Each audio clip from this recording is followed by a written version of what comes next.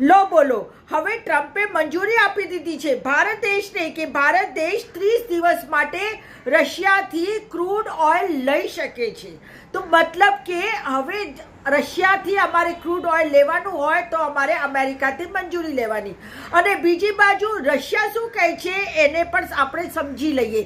Russia કહે છે કે જુઓ, હું તો તમને ક્રૂડ ઓઇલ આપતો જ હતો, તમે અમારાથી લેતા જ હતા, પરંતુ કારણ કે તમે ટ્રમ્પ અને ઇઝરાયલની વાતોમાં આવી ગયા એટલા માટે તમે અમારાથી ઓઇલ લેવાનું બંધ કર્યું એમના કહેવાથી.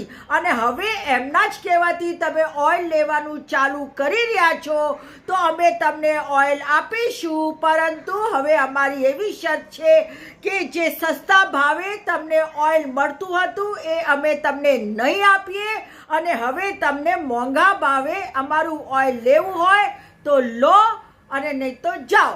પણ હવે રસ્તો કંઈ છે જ નહીં. આપણે જે રશિયાથી દોસ્તી હતી, ઈરાનથી દોસ્તી હતી, ઈરાનથી દોસ્તી કટ કરી દીધી, રશિયાથી કટ કરી દીધી, અને હવે આપણે મોંઘું દાટ જે ઓઇલ છે એ રશિયાથી લેવું પડશે, એ પણ ફક્ત ને ફક્ત 30 દિવસ માટે. એટલે કે આપણા જે નરેન્દ્ર બાબુ હતા એ ટ્રમ્પને અને ઇઝરાયલને સારું લગાવવા માટે એમણે રશિયા સાથે તો દુશ્મની કરી જ કરી, ઈરાન સાથે દુશ્મની કરી અને આખા દેશવાસીઓને મોંઘવારીના ખપ્પરમાં હોમી દીધા. ગઈકાલે જ મેં મારા ઘરે સિલિન્ડર મંગાવ્યું ગેસનું, અને એની અંદર મારે 60 રૂપિયા એક્સ્ટ્રા આપવા પડ્યા.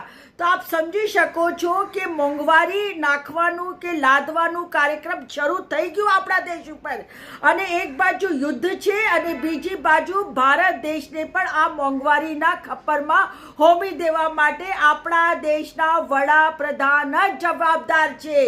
શું કહેતા હતા તેઓ કે અમે ભય, ભૂખ અને ભ્રષ્ટાચાર મિટાવી દઈશું, જ્યારે કે આજની તારીખમાં નરેન્દ્ર મોદીએ ના તો ભય દૂર કર્યો, ના ભૂખ દૂર કરી, અને ભ્રષ્ટાચાર તો પરાકાષ્ઠા ઉપર પહોંચી ગઈ છે.